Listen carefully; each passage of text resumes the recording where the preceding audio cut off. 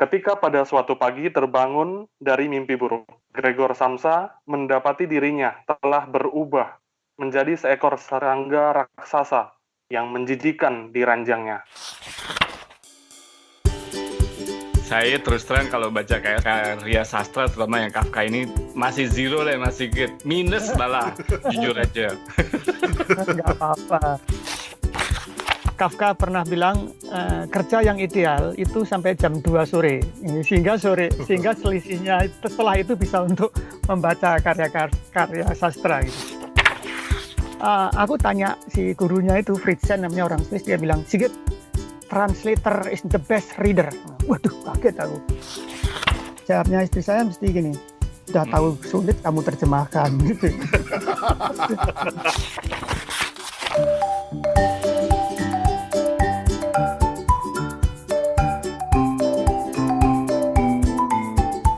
Oke, kawan-kawan, kita ketemu lagi di Kepo Buku bareng gua Rane Hafid. Kemudian di Ambon ada Her Toto Eko. Toto pindah ke Ambon. Balik. Ya, kali-kali lu mau ke Ambon. Ada Steven di Ambon. Fen, apa kabar, Fen? Sehat. Senang kembali ke podcast ini. Oke. Kemudian ada Toto di Singapura yang masih terjebak di dalam rumah, Toh? Alhamdulillah, saya sedang minum kopi. Asik. Dan ini adalah episode spesial buat kita karena sempat ngasih PR loh. Ada PR untuk persiapan menjelang ngobrol dengan tamu kita kali ini. Dari hari Minggu tuh udah langsung ada PR nih. Harus dibaca. Biar nggak bego-bego amat ya, kata Bang Ran. Kenapa begitu? Karena tamu kita adalah salah seorang penerjemah karya-karya Franz Kafka dalam bahasa Indonesia. Ya jelaslah kita harus baca. Tapi gue kalau misalnya kayak kuliah gitu kan, ini ada PR gitu-gitu. Gue udah bilang, Bu dosen, Pak dosen, saya ngulang aja semester depan. Bingung gini apa, gak ngerti gitu kan. Dan justru karena itu, jadi Toto itu dan kebanyakan dari kita juga mewakili orang-orang yang gak pernah bisa paham karya-karyanya Kafka. Karena kadang-kadang absurd, kadang-kadang apa sih? Surrealis. Selamat malam Hera yang suka menyebut kita surrealis. Gitu. Nah, kita jadi penasaran nih, makanya kita undang Mas Sigit untuk cerita tentang Kafka lebih lanjut dan juga tentang penerjemahannya. Ini Steven, lu yang pertama kali kenal kan, Fen? Cerita dong, Fen. Ini pertama kali kenal tuh buku-buku beliau ya sebenarnya. Buku-buku beliau yang aku baca tuh kisah pernikahan beliau dengan Ibu Claudia. Jadi kisah-kisah jenaka pernikahan mereka tuh dituang dalam sebuah buku, dan ada buku lainnya ternyata, yaitu trilogi menyusuri lorong-lorong dunia, kumpulan catatan perjalanan. Nah, bisa dianggap sebagai maestro penulis catatan perjalanan memang beliau. Dan kemarin ketika bukunya aku baca di tahun ini dan kita naikin di podcast, ada seorang pendengar kami yang bernama Mas Gusti. Mas Gusti ini bilang kalau dia menyampaikan kalau podcast Kepo Buku ini lagi siaran buku beliau gitu. Nah, di WA ke Mas Sigit langsung, dan ternyata Mas Sigit itu dibilang sama istrinya, kenapa enggak kamu kan masih punya edisi jilid kedua tuh dari triloginya. Triloginya saat ini sebagai catatan hanya tersedia di penerbit jilid 1 sama jilid 3. Nah, jilid keduanya ini udah langka, udah nggak ada. Nah, kebetulan Mas Sigitnya dengar dan diusulkan oleh istrinya, kenapa enggak kamu kirim ke Ambon gitu. Asik. Dan oleh Tuan Mas Gusti, aku diminta nomor kontaknya dan akhirnya dihubungi langsung oleh Mas Sigit Susanto gitu. Wow. Dan dari situ ketahuan kalau Mas Sigit itu juga adalah penerjemah karya Kafka. Iya. Ya udah, langsung hajar. Langsung diajak ke sini. Jadi obrolan kita dengan Mas Sigit kali ini dan juga minggu depan kita pecah menjadi 2 bagian. itu adalah seputar karya-karya Franz Kafka, bagaimana mengapresiasinya, serta cerita-cerita di balik upaya Mas Sigit untuk melakukan penerjemahan langsung dari bahasa Jerman, cuy. Wih, gila.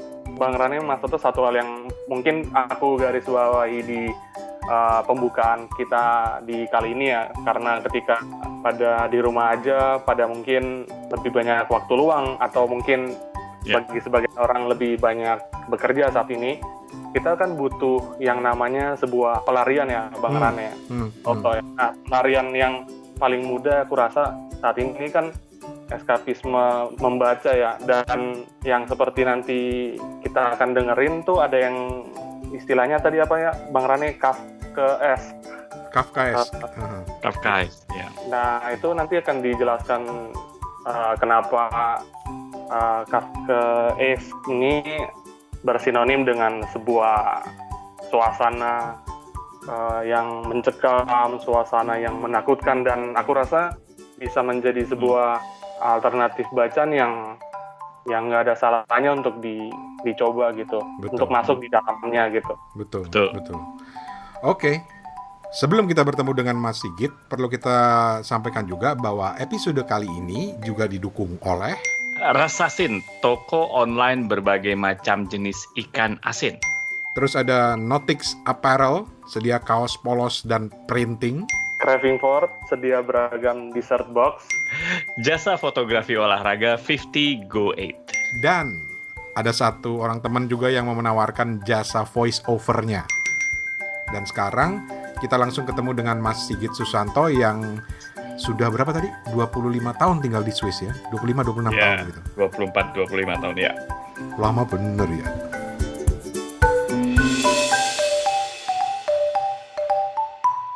Mas Sigit, apa kabar? Baik-baik, salam untuk Mas Rane di Thailand ya, Ya. Mas Toto di Singapura dan Steve di Ambon ya. Ini kita berempat. Iya. Tapi sebelum Mas Sigit, Steven dulu deh. Apa yang lu tahu dari Kafka, Steven? Yang saya tahu dari Kafka sendiri adalah karya monumentalnya yang sering diacung sama Eka Kurniawan. Dan Eka Kurniawan sendiri bilang kalau idolanya penulis itu Garcia Marquez, dia bilang kalau dia tuh hafal kalimat pertama Metamorphosis dari Franz Kafka itu luar kepala. Begitu. Jadi betul-betul sebuah kalimat pembuka karya sastra yang bisa dibilang ya monumental ya. Boleh aku bacain ya? Boleh banget. Iya. Metamorfosa Samsa yang diterjemahkan oleh Sigit Susanto, penerbit Baca, berbunyi seperti ini. Ketika pada suatu pagi terbangun dari mimpi buruk, Gregor Samsa mendapati dirinya telah berubah menjadi seekor serangga raksasa yang menjijikan di ranjangnya.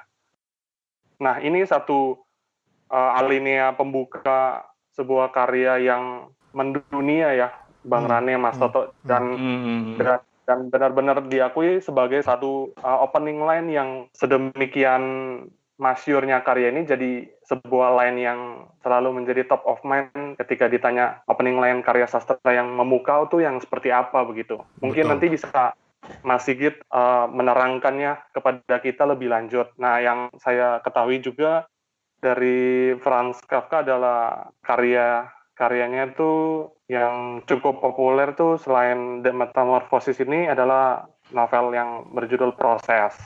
Demikian juga sudah diterjemahkan oleh Mas Sigit, diterbitkan di bahasa Indonesia oleh penerbit Gramedia Pustaka. Berarti Steven sudah menjalankan PR-nya. Karena Mas Sigit, di antara kami bertiga ini yang sedang kita berusaha untuk dorong-dorong baca sastra itu Mas Toto, Mas. Kenapa Mas Toto? Nah, lo ditanya tuh. Saya terus terang kalau baca karya sastra terutama yang Kafka ini masih zero lah, masih minus malah jujur aja. Nggak apa-apa. Tapi paling nggak udah pernah denger Kafka nggak, Tok? Gue taunya baru kali ini. Pas Steven bilang masih gitu penerjemah Kafka. Oke.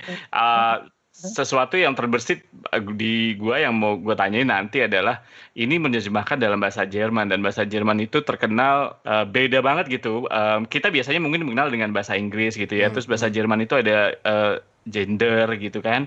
Terus kata-katanya tuh biasanya panjang-panjang tuh Jerman. Nah, nanti mungkin Mas Sigit bisa jelasin nih.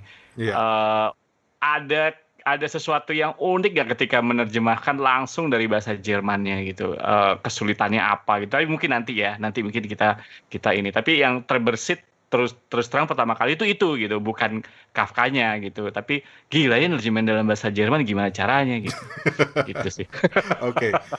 Kita kenalan sedikit dengan Mas Sigit. Mas, udah lama di Swiss, Mas? Saya di Swiss mulai April 1996, 24 tahun yang lalu. Wow.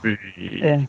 Terus kesibukan sehari-hari apa? Apa memang menulis saja atau Enggak, jadi ya awalnya saya sebagai guide bahasa Jerman di Bali ya.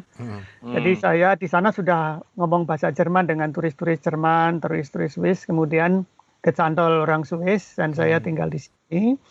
Saya kerja serabutan, kadang pernah di pabrik, sekarang akhirnya di restoran gitu ya. Tapi aku ingin kerja 50% supaya sisanya itu bisa untuk membaca dan menulis ya. Karena Kafka pernah bilang kerja yang ideal itu sampai jam 2 sore. Sehingga selisihnya setelah itu bisa untuk membaca karya sastra gitu. ini nanti rekaman Mas Sigit yang ini mau saya kirim ke bos saya. Karena Kafka ini ironis gitu. Kalau saya baca sekilas ceritanya tuh ironis banget gitu loh hidupnya itu, bahwa dia kemudian seorang penulis yang sekarang jadi terkenal, banyak jadi acuan, tapi dia tuh menghabiskan waktu itu bekerja di perusahaan asuransi kalau nggak salah ya Mas Sigit ya. Betul ya. Jadi asuransinya sekarang masih ada itu, namanya Generali. Generali itu tempat kerjanya Kafka dulu. Yang asuransi Generali, pusatnya di Itali. Oh wow. Dan Mas Sigit ini pernah ziarah ke kampungnya Kafka. Cerita dong Mas. Iya, jadi gini, awal mula saya mengenal sastra itu pada tahun 2000-an ya. Ada mailing list Bumi Manusia yang dirikan Linda Kristanti, Nuruddin Sadi, dan Eka Kurniawan. Dan aku magang di sana sebagai member gitu. Dan di sana aku udah membaca karyanya Kafka dari Eka Kurniawan, judulnya Metamorphosis. Itu dipasang di websitenya. Saya membaca itu saya masih bingung. Kemudian saya mencari bahasa Inggrisnya lebih bingung lagi. Akhirnya saya ditanya istri, mau kemana liburan? Aku ingin ke Praha 4 hari. Oke, jadi 4 hari itu khusus mencari bekas tempat lahirnya Kafka, tempat tinggalnya, keluarganya, sampai makamnya gitu. Nah, di makam itu saya kaget juga karena di nisan itu di depan itu banyak kertas kecil-kecil di dinding kerikil gitu. Dan itu dari para pengunjungnya. Kemudian salah satu kena angin, terbuka, tak baca I haven't visited you gitu. Peziarahnya itu. Terus istri saya bilang, Kit, kamu mau nulis nggak? Terus ini tak kasih kertas. Wah, aku nggak punya pikiran nulis itu. Tak tulis bahasa Indonesia. Terus tak tindih kerikil, tak taruh di situ. Terus aku mau pulang, penjaganya bilang, oh ini saya tuh sering dapat kartu pos dari penggemar Kafka seluruh dunia. Alamatnya ke makamnya Kafka itu. Gitu. Dari situ saya mulai mengumpulkan karya-karya Kafka. Tapi tadi kan Mas Sigit bilang ya kalau dulu pernah di Bali ya, jadi guide berbahasa Jerman. Tapi ketertarikan Mas Sigit sendiri, keterlibatan Mas Sigit sendiri dalam bidang sastra ini gimana sih awalnya gitu? Jadi gini, waktu di Bali itu sebagai guide saya kan monoton ya, nggak ada kreativitas. Jadi kalau ada waktu luang saya ke toko buku. Saya tidak tahu kalau karangan siapa, pokoknya saya nyari aja sambil. Tahu-tahu Iwan Simatupang, tahu-tahu Romo Mangun, kemudian Silit Sang Kiai dan sebagainya. Kemudian setelah lama-lama tapi loh, ini kok buku sastra semua ini. Aku baru sadar. Di sana ada majalah, aku nulis di kolom-kolom gitu. Dari situ, jadi aku udah membaca beberapa buku sastra di Indonesia. Kemudian di Swiss ini makin terpencil, makin tidak ada komunikasi dengan orang Indonesia. Nah, waktu itu sudah ada internet lah. Saya komunikasi dengan Radio Indonesia itu di mailing list itu miliknya Eka itu Bumi Manusia itu. Dan setelah satu tahun berdiri, mailing list Bumi Manusia itu menerbitkan buku antologi judulnya itu Sirkus Senyum dan kumpulan puisi, cerpen, esai dan salah satunya adalah tulisan saya itu Berziarah ke Makam Kafka dimuat di buku itu. Masih ada nggak Mas tulisannya Mas? Aku masih punya satu, tapi sekarang nggak terbit saya kira itu. Coba itu di Gusti suruh tanya si Eka ya. Seperti yang saya baca di internet tadi itu di rumahnya Mas Sigit yang di Semarang itu juga di belakangnya tuh ada taman Franz Kafka gitu ya. Mas Sigit bisa cerita nggak kenapa membentuk taman Franz Kafka, dan Mas Sigit ini juga menjadi seorang agen sastra karena beliau mendirikan kelompok-kelompok baca sastra begitu. Literatur, karya-karya literatur dunia yang mungkin sebagian kita anggap oh ini bacanya orang besar aja gitu, orang dewasa dan cenderung elitis gitu ya. Tapi lewat pembacaan yang lambat, yang saya tahu itu sehari mungkin satu bab mungkin ya, atau kurang dari itu kepada anak-anak yang ada gitu. Mungkin Mas Sigit bisa menceritakan hal tersebut ke kami. Iya, bahkan ini ada jalan Kafka segala katanya di kampungnya Mas Sigit. Jadi gini, itu bukan agen sastra ya, ini tukang kompor sastra ya, cocoknya seperti itu. Jadi saya tidak tahu bagaimana mempelajari sastra yang baik ya. Suatu saat saya ke Zurich ya, itu tiba-tiba di sana itu ada reading group novel Ulysses karya James Joyce gitu. Dan kebetulan saya sudah belum pernah membaca novel Ulysses-nya, tapi saya sudah tahu bahwa James Joyce itu menulis karya yang sangat bagus yang disebut Ulysses. Itu ternyata ada reading group-nya di sana. Gitu. Saya ikut reading group itu, ternyata novel Ulysses bahasa Inggris itu dibaca secara 1,5 jam tiap seminggu sekali, itu dibaca dengan seorang guru ya, dipandu guru. Pertama pakai CD, kita dengarkan CD dulu, setelah itu baru dari kata ke kata itu dianalisis, dicari history text-nya dari mana gitu ya. Kemudian selama 1,5 jam itu hanya membaca 2 halaman. Jadi praktis novel Ulysses yang 700 halaman itu dibaca selama 3 tahun. Dan, ya 3 tahun, dan orang-orangnya semua rata-rata kakek-kakek dan nenek-nenek gitu. Jadi ada yang pakai kaca pembesar itu ya, itu karena dia kacamatanya dia nggak bisa lagi. Jadi seperti itu. Dan saya membaca itu dari 2006 sampai 2019 tahun kemarin itu 13 kali. Jadi saya Ulysses itu udah khatam 6 kali. 700 halaman. Iya, jadi saya mau mencoba di Kafka ini gimana? Ini kan bahasa Inggris, tapi Kafkanya gimana ini? Di sini nggak ada reading group Kafka gitu. Aku tanya si gurunya itu, Fritzen namanya, orang Swiss, dia bilang, Sigit, translator is the best reader. Waduh, kaget aku. Wah ini translator is the best reader. Akhirnya aku mencoba menerjemahkan. Nah, Kafka itu hanya punya tiga trilogi novel ya. Pertama adalah Amerika, kedua judulnya Proses, ketiga judulnya Kastil ya. Menurut Max Brod, 3 trilogi ini itu si Amerika ini disebut tesis, dan Proses ini adalah the trial ini adalah antitesis, dan yang Kastil itu sintesis menurut Max Brod ya. Dan saya mencoba menerjemahkan, ditawar, dan Eka sebagai editor dan juga teman lain satu di Bandung, kemudian ditawarkan di Gramedia dan dipublikasikan. Ya, yang tahun kemarin terbit lagi Kastil, terbitan dari Mas An Ismanto dari Jogja. Jadi 3 dari novel Kafka itu 2 sudah dalam bahasa Indonesia. Berarti yang sudah dalam bahasa Indonesia itu Amerika? Amerika belum. Proses dan Kastil. Proses dan Kastil. Amerika belum. Yang Amerika kapan, Mas? Aku sedang mengerjakannya ini.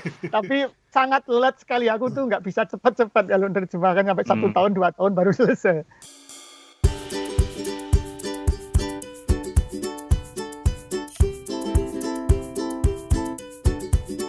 Kawan-kawan, kita break sebentar ngobrol dengan Mas Sigit Susanto karena ada beberapa informasi dari teman-teman baik di Kepo Buku yang ingin mempromosikan bisnisnya atau usahanya.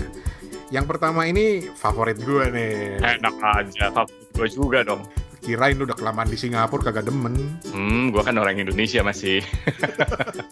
Yaitu bisnis ikan asin. Iya, jadi buat teman-teman yang suka ikan asin, ini ada toko online yang namanya Rasasin. Nah, Rasasin ini toko online yang ngejual berbagai macam ikan asin. Oh, bayangin ya, berbagai macam ikan asin. Dari ikan asin jambal, cumi asin, baby cumi asin, ikan teri Medan, ikan teri jengki, terus ada juga ikan pakang, ada juga ikan kapasan. Nah, buat yang pengen, catat nih Rasasin ya, toko online berbagai macam yang jual berbagai macam ikan asin. Nah, setiap produk Rasasin ini memiliki kualitas terbaik melalui berbagai macam proses pembuatan dan penyaringan. Yang pasti teman-teman nggak usah khawatir karena dijamin aman dan bersih. Setiap produknya dikemas secara vakum dengan teknologi terbaik menggunakan plastik food grade sehingga kualitasnya akan terjaga selama perjalanan hingga sampai ke tangan Anda, ke tangan teman-teman. Gitu. Keren kan? Nah, buat teman-teman nih ada yang menarik nih. Buat teman-teman yang pengen jadi reseller, Rasasin juga membuka kesempatan untuk menjadi reseller Assassin gitu ya. Terutama buat teman-teman sekalian yang saat ini mungkin ekonominya terdampak COVID-19 atau juga buat teman-teman yang ingin mencari uang tambahan lah. Pengen. Nah, kontaknya gampang lewat WhatsApp, WA di nomornya di 0859 964 185940. Sekali lagi ya. 0859 964 185940. Nah, atau juga bisa ke Instagramnya lah paling gampang. Instagramnya itu di @rasasin.official. Ya, pakai bahasa Inggris tuh ya. @rasasin.official. Atau juga ke websitenya di www.rasasin.com. Jambal cuy, udah lama gue gak makan ikan asin jambal. Apalagi ada baby cumi asin tuh enak banget. Pakein lenca. Di Ambon ada ikan asin gak sih? Banyak ya? Ada. Masa nggak ada di Ambon? Tapi banyak kan ini ikan asap sih. Ikan asin. Mantap. Oke, itu tadi dari Rasasin. Terus ada satu lagi informasi dari ini yang mau menjelang Lebaran nih, dari Notix Apparel. Steven, silakan. Ya, ada Notix Apparel, toko penyedia kaos polos dan hoodie polos. Mereka nih menyediakan jasa pembuatan printing jersey custom, t-shirt custom sablon, hoodie custom sablon, bahan sablon Polyflex. Harganya mulai dari Rp30.000. Ada diskon khusus untuk pembelian banyak loh. Detailnya teman-teman bisa lihat di Instagram notix.apparel, NOTICS.apparel, atau kontak langsung ke WA mereka di 081 395 00 1169. 0813 95 00 1169. Oke, itu tadi beberapa informasi dari teman-teman Kepo Buku. Ini merupakan inisiatif dari kami bertiga di Kepo Buku untuk membantu teman-teman yang sedang merintis usaha atau bisnis atau jasa di tengah kondisi pandemi virus COVID-19 saat ini yang sangat-sangat menghantam berbagai sektor ekonomi. Mudah-mudahan sedikit banyak ini bisa membantu. Nanti kami akan informasikan beberapa teman lagi yang juga ingin mempromosikan bisnisnya. Tetapi sekarang kita kembali kepada Mas Sigit. Tadi kan Mas Sigit sudah mulai cerita tentang proses awal mulanya dia mulai menerjemahkan buku Franz Kafka. Kemudian juga tadi cerita pengalamannya di Zurich dengan reading group-nya itu. Dan ternyata dia kemudian tertarik juga untuk mengembangkan pola reading group yang sama di Zurich itu ke kampung halamannya. Kita lanjut ngobrol dengan Mas Sigit.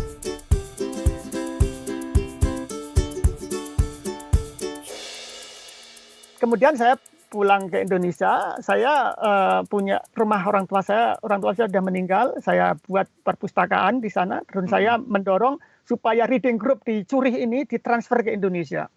Dan teman-teman di perpustakaanku di kampung mendirikan reading group pakai bahasa Inggris, The Old Man and the Sea, karya Hemingway.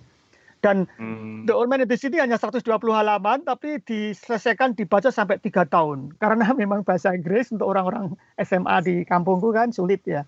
Nah, Hmm. dari kampungku The Old Man and the Sea, terus saya ketemu teman, seorang guru di daerah Lebak.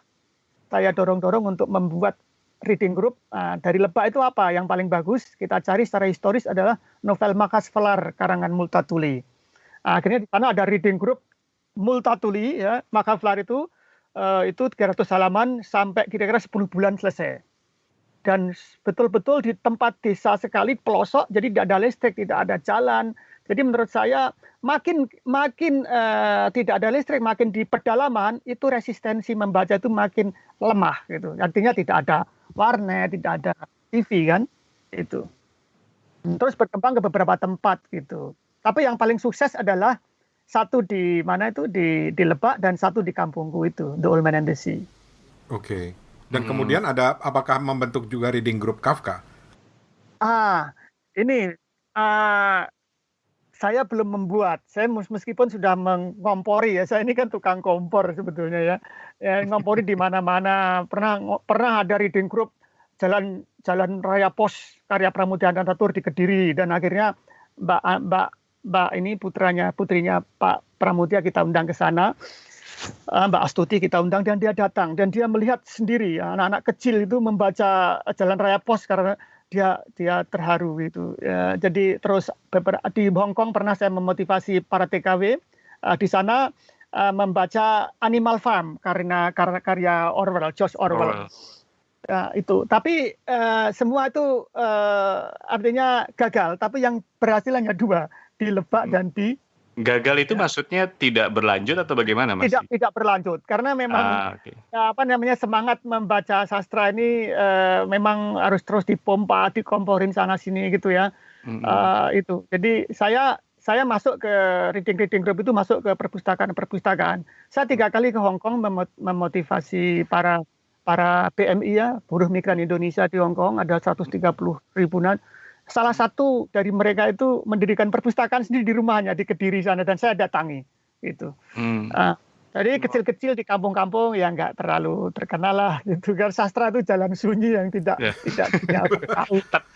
Tapi ini luar biasa banget ya Ran sama Steven ya, karena gue sendiri termasuk susah gitu baca sastra. Mas Sigit, dalam membentuk reading group kayak gini gitu ya, terus memang akhirnya nggak berlanjut mungkin karena kesibukan mereka segala macam. Tapi dalam pembacaan sastra sendiri apa sih tantangannya? Apalagi kalau Mas Sigit tadi mengatakan banyak yang misalnya pekerja-pekerja dari Indonesia gitu kan, tanpa bermaksud mengurangi rasa hormat gitu kan, mungkin tingkat pendidikan juga tidak tinggi seperti itu. Dan tantangannya apa biasanya Mas membaca? Karena sastra yang dibaca ini adalah sastra yang dalam tanda kutip heavy lifting ya. Gimana ya ngomongnya ya? Berat banget gitu. Kelas berat. Gitu. Iya, kelas berat gitu. Ya, apa namanya? Saya memberi contoh kecil. Jadi saya menerjemahkan karya Kafka ada 4 ya, proses, surat untuk ayah, terus metamorfosis, dan percakapan dengan Kafka. Dari 4 itu sudah dalam bahasa Indonesia. Saya memberi contoh mereka. Saya pernah memberi workshop teman-teman PMI di Hong Kong. Saya bilang begini, Kafka suatu saat ya dengan pacarnya Dora Diamond itu jalan-jalan di taman di Berlin. Tiba-tiba ada anak kecil menangis gitu. Ditanya anak kecil itu, kenapa kau nangis gitu? Anak kecil ini belum bisa baca, belum bisa nulis. Teddy bear saya hilang, kira-kira seperti teddy bear lah, boneka kecil saya hilang. Terus Kafka itu spontan ya, dia bilang, oh tidak hilang. Loh, tidak hilang. Tadi saya ketemu orangnya, teddy bear-nya itu aku ketemu bonekanya di sana. Terus, gini aja, besok kamu ke sini jam sekarang ya, dia nyurati pada kamu. Ini suratnya tak kasihkan kamu besok. Oh iya. Jadi anak kecil ini diantar bapaknya, dia terus tiba-tiba itu tidak menangis gitu. Jadi Kafka membohongi anak kecil itu, tiba-tiba tidak menangis. Kafka pulang cepat-cepat dia nulis surat gitu. Halo gitu. Kenapa kamu dengan saya sekarang sudah mulai menjaga jarak? Saya tidak pernah kau perhatikan, sehingga saya lebih baik pergi sendiri gitu. Nah, surat itu dikasihkan anak itu, terus mungkin dibacakan bapaknya atau apa ya. Setelah itu berjanjian lagi, besok juga dia nyurati lagi pada kamu. Jadi berminggu-minggu Kafka itu sibuk menulis surat fantasi seolah-olah boneka. Ah, Hmm. lah pacarnya si Dora Diaman ini kan orang yang logis. Kafka, kamu itu pergi ke toko boneka, belikan boneka, udah selesai dah itu. Tapi kayak kamu nggak mau, tapi Iya. nggak mau yang pragmatis. Dia ingin fantasi yang lebih dalam lagi. Tapi yang terakhir surat penutupnya ini, dia akan memberi sedikit wejangan gitu ya. Jadi begini, saya hari ini bertemu dengan pangeran dari Afrika di pelabuhan. Sebentar lagi saya kawin dan saya tidak akan datang lagi ke rumahmu, tapi makanya camkanlah ya bahwa persahabatan kita berdua ini harus selalu dibina. Kalau kamu melupakan saya juga akan melupakanmu. Itu kira-kira gitu. Terus akhirnya surat itu ditutup dengan wejangan seperti itu.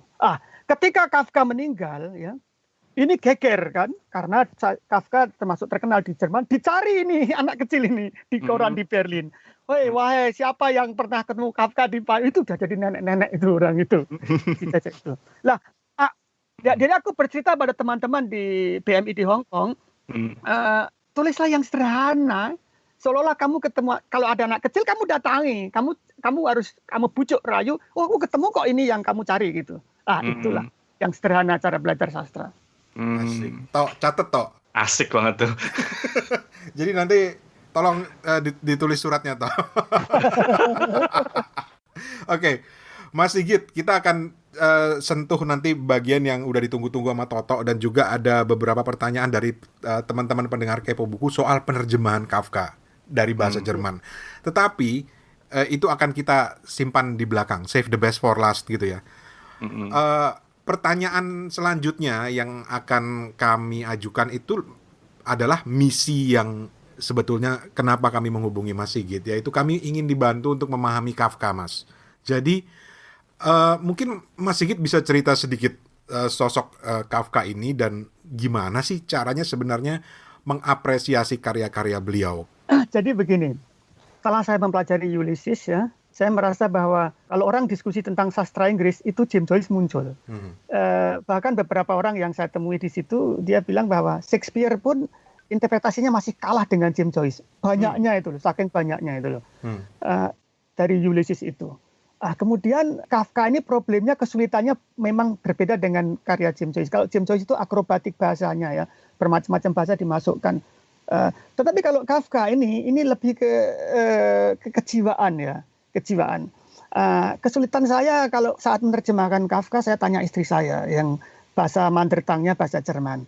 Jawabnya istri saya mesti gini, udah tahu sulit kamu terjemahkan gitu.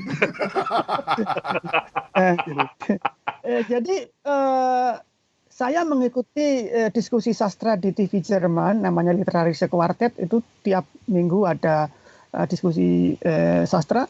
Saya mengikuti juga di media, dan Kafka itu selalu muncul itu.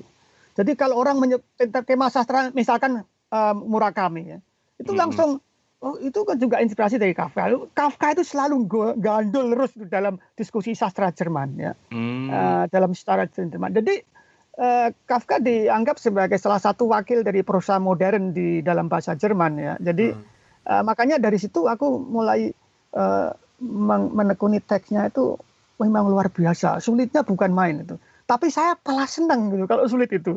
Kalau saya nggak bisa tuh malah saya senang. Bagaimana saya bisa tahu itu ya gitu. Itu. Jadi Kafka menulis ya dengan ketakutan, dengan rasa takut. Memang dia punya penyakit TBC ya. Punya penyakit TBC, dan dia orangnya itu bayangkan ya, dia seorang anak laki pertama. Dia sebelumnya juga punya yang lain, laki yang lain tapi meninggal 2, itu meninggal, yang punya adik lagi perempuan 3, adiknya Kafka itu.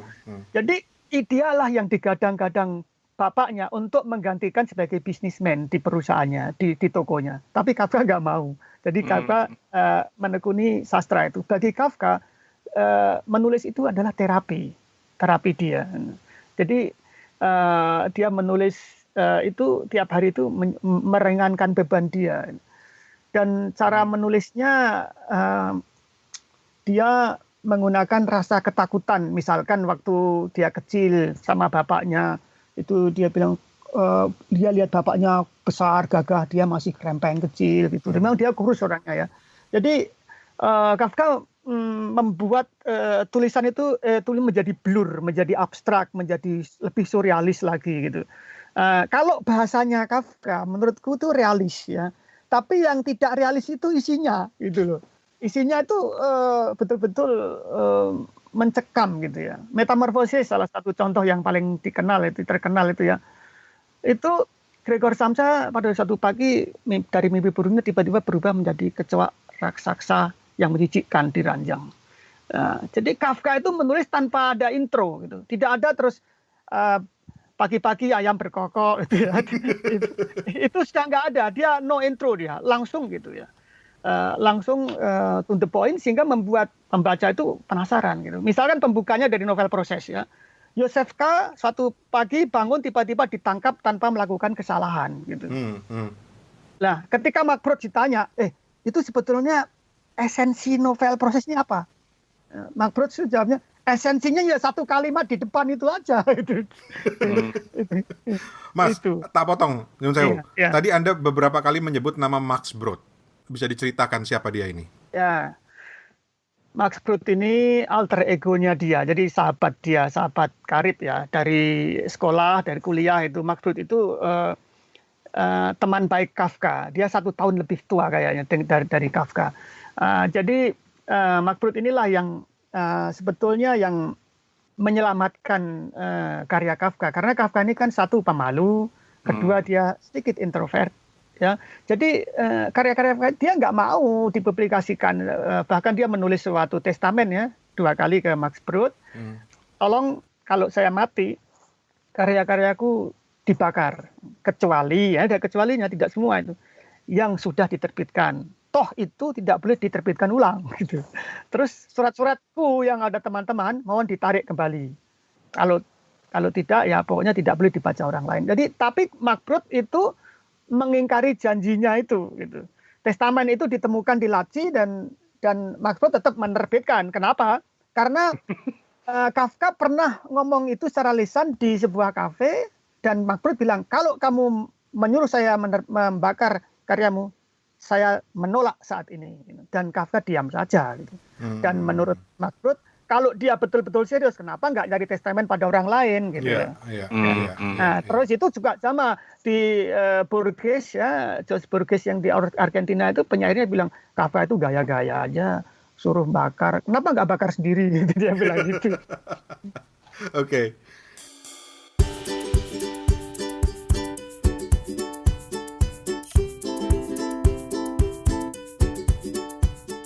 Kita istirahat sebentar untuk mendengarkan iklan-iklan berikut ini. Silakan. Ya, ini ada informasi menarik nih buat yang lagi nyari-nyari makanan buat Lebaran nanti. Walaupun ya nggak ada saling kunjung-mengunjung dulu lah. Tapi kan Lebaran sebentar lagi. Moodnya udah kerasa tuh. Atau udah nyanyi Lebaran dulu tiap hari. Tapi kan nggak bisa kunjung mengunjungi kan untuk saat ini karena ada wabah COVID. Tapi paling nggak kan suasana Lebaran harus tetap ada, harus ada kue-kue Lebaran gitu kan. Nah, ini ada seorang teman yang punya bisnis namanya Craving For. Craving For ini menyediakan koleksi beragam dessert box yang bakal bikin ketagihan.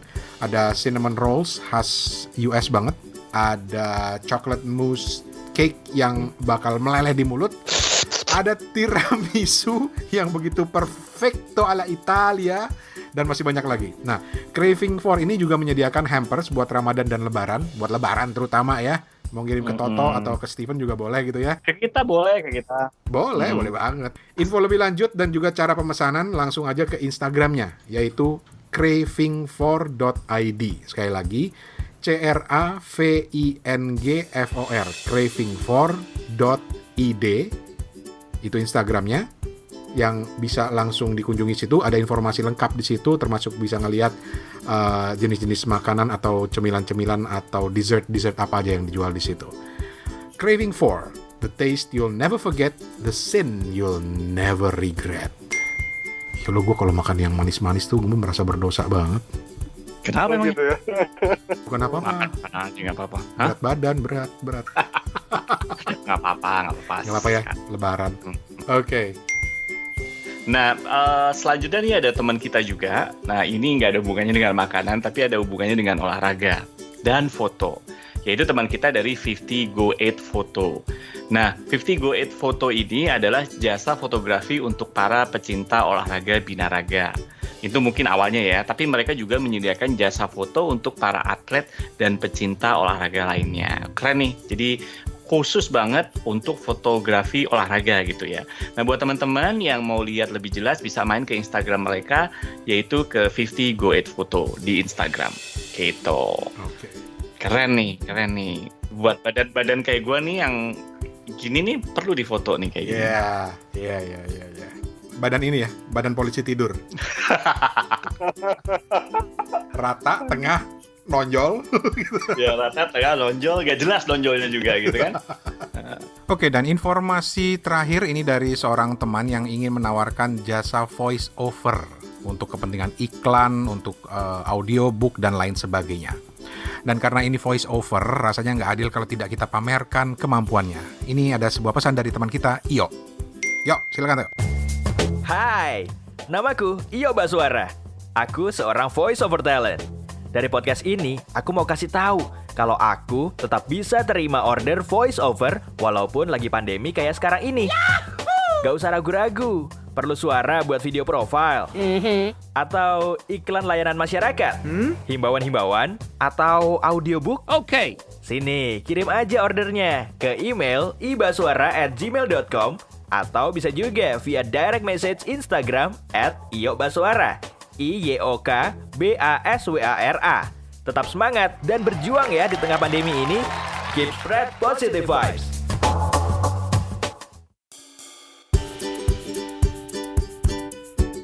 Demikian tadi iklan-iklan yang ada, kita kembali ke Mas Sigit.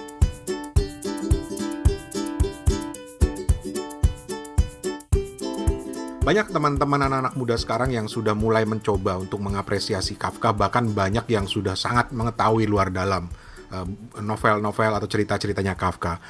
Tetapi buat mereka yang ingin mencoba, apa yang bisa Anda sampaikan, Mas, dalam konteks untuk mencoba berkenalan dengan Kafka? Jadi menurut saya kan itu Gregor Samsa itu menjadi kecoa ya enggak? Itu menjadi kecoa raksasa itu. Ya, kalau menurut Max Brod, bacalah beberapa kalimat karya Kafka, nanti akan tahu bahwa styling dia akan berbeda dengan sastrawan lain gitu. Ya, Gregor Samsa, aku pernah disuruh di kampungku ada sekolah alam, sekolahnya itu bekas kandang ayam gitu. Saya disuruh ke sana, Mas, tolong kamu ngajar bahasa sastra ya, tak ajarkan Gregor Samsa. Oke, tak ceritakan Gregor Samsa. Ayo sekarang kalian semua satu siswa ini, satu kelas ini masuk di bawah meja.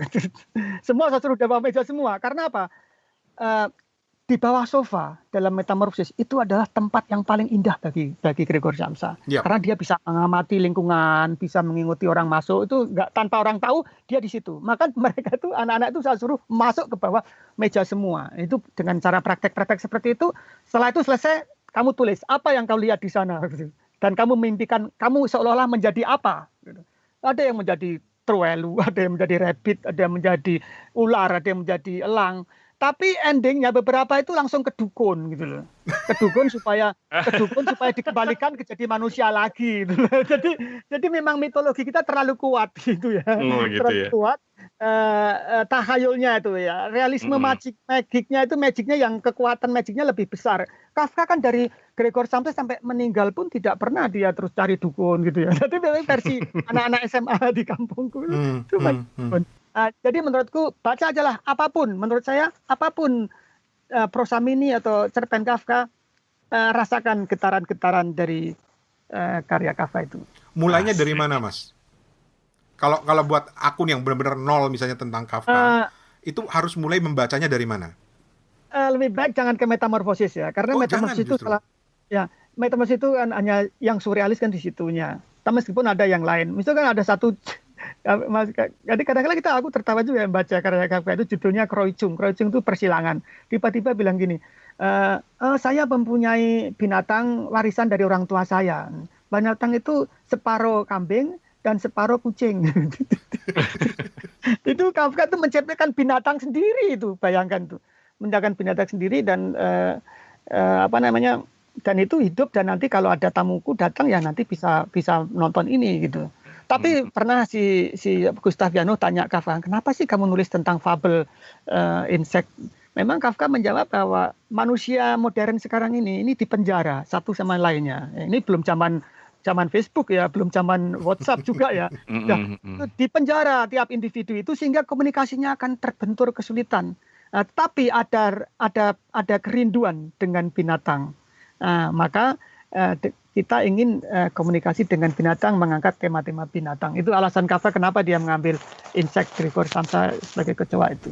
Jadi sebaiknya jangan metamorfosis tadi Anda bilang. Berarti yang mana yang kira-kira yang...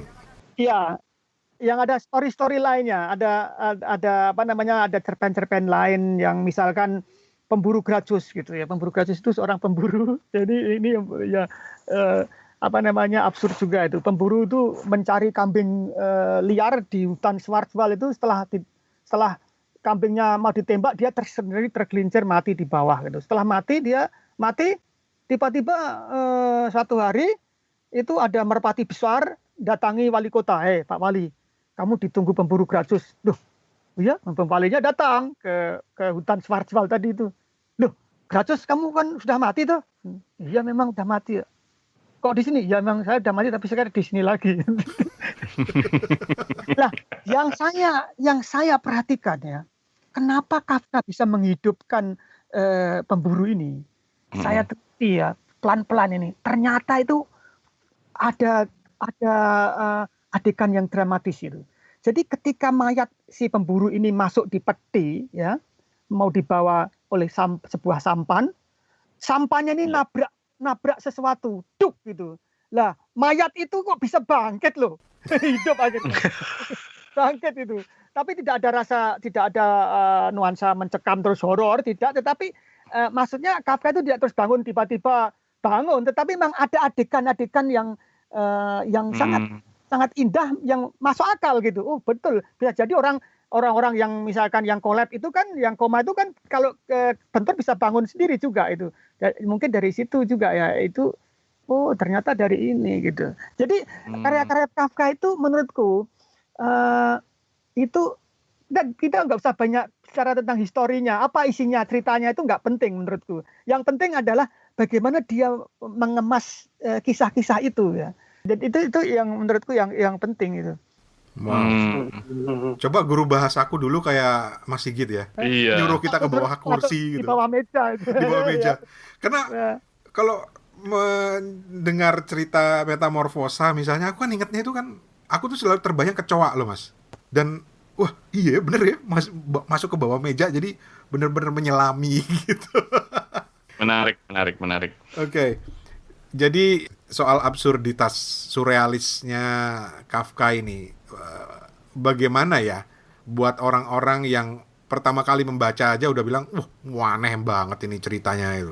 Iya. Gimana menurut Anda untuk mengajak orang bisa mengapresiasi keabsurditasannya Kafka ini? Jadi metamorfosis itu sebetulnya menurut banyak analisis itu kritik pada masyarakat modern ya, yang terlalu banyak birokrasi, terlalu kecapean, terlalu banyak kegiatan yang betul-betul timing itu is money ya. Itu kritik untuk masyarakat modern sebetulnya itu. Jadi absurditasnya itu dibenturkan pada tetap pada logika-logika yang bisa dipegang gitu, bisa diikuti gitu. Misalkan dalam hal surat Kafka itu kalau mau menunjukkan sebuah cerita surat itu misalkan ya, itu dia pakai peragaan. Dia bilang dalam proses itu bilang, ini Yosefka ini loh suratnya dari ponakanmu, tak bacakan ya. Jadi dibaca gitu. Idola Kafka sebetulnya itu Charles Dickens dan Gustave Flaubert ya. Yang Gustave Flaubert itu judulnya Education Sentimentale. Lah Flaubert membaca dalam novel-novelnya itu membaca karya surat aja, surat gitu ya dibaca. Saya baca surat aja. Tapi Kafka ada adegan dramaturginya, ada dramatisirnya gitu. Tetapi tetap tetap yang menyangkut sedikit-sedikit absurd itu tetap pada logikanya yang tidak berubah gitu. Karena apa? Barangkali dunia takhayul ini di Eropa sudah mulai jauh ya dari Latin Amerika maupun Indonesia itu. Jadi tidak sampai ke takhayul dominan di situ ya. Itu yang menarik itu ke logikanya, Mas. Oke. Menarik. Ada satu hal yang ketinggalan. Kira-kira awal Juni nanti tanggal 9 kalau nggak salah adalah peringatan meninggalnya Kafka yang ke 96 ya, Mas ya? Iya, betul. Anda dengar-dengar sedang menyiapkan sesuatu ini? Iya.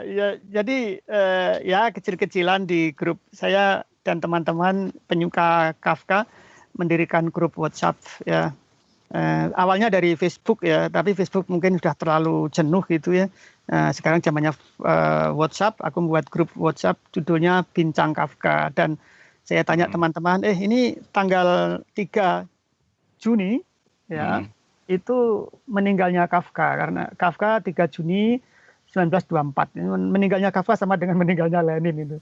Apakah kita mau membuat kecil-kecilan, acara kecil-kecilan? Dia bilang, oke Mas, nanti kita buat acara kecil-kecilan dan saya sudah nyiapkan satu buku yang judulnya Kafka di Depanku, kira-kira seperti itu. Dan ini adalah tulisan dari 45 teman-teman Kafka dari TK, SMA, kuliah sampai kerja, itu bercerita tentang diri Kafka seperti apa sebetulnya. Nah itu akan kita bicarakan tanggal 3 Juni. Wow. Ini menarik ini. Menarik ini. Oke.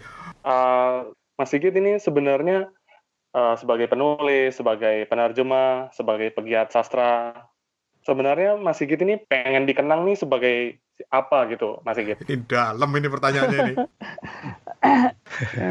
Bertolt Brecht pernah bilang yang penting itu untuk orang lain. Apa artinya nggak begitu penting gitu, diri kita itu nggak begitu penting. Yang penting apakah teman-teman anak-anak muda bisa belajar dari. Saya punya 2 blog, tapi blognya Kafka dan James Joyce ada itu. Jadi saya suka traveling, saya suka sastra, dan saya suka yoga. Gitu. Jadi saya yoga juga. Gitu. Ya itulah sehat, bacaan gitu. Dan memang saya akui ya kalau ya saya sebagai buruh kerja di restoran, ya orang teman-teman nggak tahu saya menerjemahkan Kafka dan mungkin kalau aku bicara dengan mereka juga nggak mudeng gitu. Tapi kalau saya di jalan-jalan itu ketemu orang yang saya itu ya ketemu ngobrol gini ya itu suatu kesenangan. Jadi kita memang betul-betul salah satu yang sastrawan yang harus kita tekuni itu. Saya sendiri nggak penting. Apakah nanti Kafka nanti akan Mas Sigit buat buku biografinya, mungkin novel atau mungkin sebuah buku mini tentang Franz Kafka begitu? Di dalam grup WhatsApp itu ada diskusi bagaimana membuat Kafka for the beginner gitu ya. Nah, jadi itu Mas. Untuk itu Kafka untuk pemula, tapi dalam bentuk komik. Jadi aku udah ngumpulin 2 komiker itu di ahli komik di dalam grup itu ya teman. Itu rencananya karena memang karya-karya yang sulit itu bisa dimulai dengan for the beginner gitu ya. Karl Marx for the beginner itu kan. Kafka for the beginner untuk pemula-pemula itu. Nah, itu bisa dimulai seperti itu. Dan saya udah diskusikan sama 2 komiker yang akan membuat itu, sampulnya juga sudah mulai, tetapi itu energinya itu kadang-kadang susah ya. Mungkin pelan-pelan ke arah sana. Komik Kafka untuk pemula. Atau buku-buku kajian tentang Kafka mungkin ingin diterjemahkan, Mas. Banyak kan yang bagus-bagus, Mas. Iya, tapi begini, rata-rata penerjemah itu mempunyai tendensi ingin menulis juga novel ya dengan gaya yang diikuti itu, yang diterjemahkan gitu. Problemnya adalah bila seorang penerjemah menerjemahkan 10 pengarang yang berbeda, bagaimana coba mau ya enggak? Pramudia pernah bilang, aku secara juga belajar dari Gorky, juga Steinbeck gitu ya. Oke lah itu, karena memang Pramudia menerjemahkan Ibunda ya. Tapi menurut saya ya pribadi ya, kalau kita mau mencari styling seseorang sastrawan, lebih baik kita tekuni dulu. Translator is the best reader itu tadi. Jadi kita menerjemahkan itu mencari padanan kata yang luar biasa sulitnya itu kalau untuk membuat karya baru dengan meskipun tidak 100% dia dari karya idolanya, tetapi paling tidak ada spirit gitu. Oke, Mas, kami di Kepo Buku juga punya satu kebiasaan, satu rutinitas, yaitu ingin tahu bacaan orang lain yang sedang dibaca sekarang. Nah, ini Steven nih, spesialis yang harus mengajukan pertanyaan ini. Iya. Mas Sigit lagi baca buku apa nih sekarang? Saya sedang menerjemahkan, nggak membaca. Menerjemahkan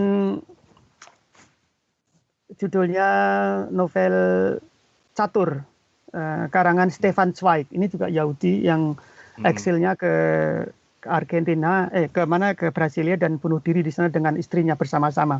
Ini kisah tentang pemain catur yang internasional, yang terkenal dan diperagakan seolah-olah dengan seorang perjalanan dari Amerika, New York menuju ke Argentina. Itu yang saya sedang terjemahkan kurang sedikit. Ya. Saya mau tinggalkan teman-teman pembaca Kepo Buku dengan satu bagian yang buat aku itu paling menyentuh dari Metamorphosis. Ini bagian yang ketika dia bilang begini, ini bukan spoiler ya. Dia bilang gini, ada bagian yang cerita begini. Nah, kata Tuan Samsa, sekarang kita bisa berterima kasih kepada Tuhan. Ia membuat tanda salib dengan tangan dan ketiga perempuan itu mengikuti gerakannya. Grete tanpa mengalihkan pandangan dari mayat itu berkata, lihatlah betapa kurusnya dia. Sudah begitu lama dia tidak lagi mau makan. Aku membawakan makanan untuknya, kemudian mengeluarkan lagi, semuanya dibiarkan tak tersentuh. Memang benar, tubuh Gregor sudah benar-benar rata dan kering. Sebelumnya mereka tidak pernah melihatnya, tapi Gregor sekarang tidak lagi berdiri dengan kakinya yang kecil-kecil, juga tidak melakukan apapun agar mereka mengalihkan pandangan. Itu temannya Mas Sigit. Hebat, bagus. Ini tadi buku dengar nih. Oh. Ada buku dengar kan, ada kan? Ini cocok sampean Mas Rani untuk baca teks itu.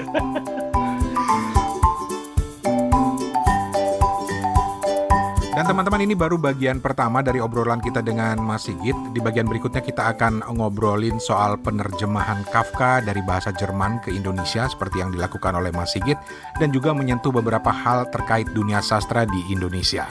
Jadi kita ketemu lagi di sini pekan depan. Alright. Terima kasih Terima kasih. Toto, terima kasih Steven. Terima kasih.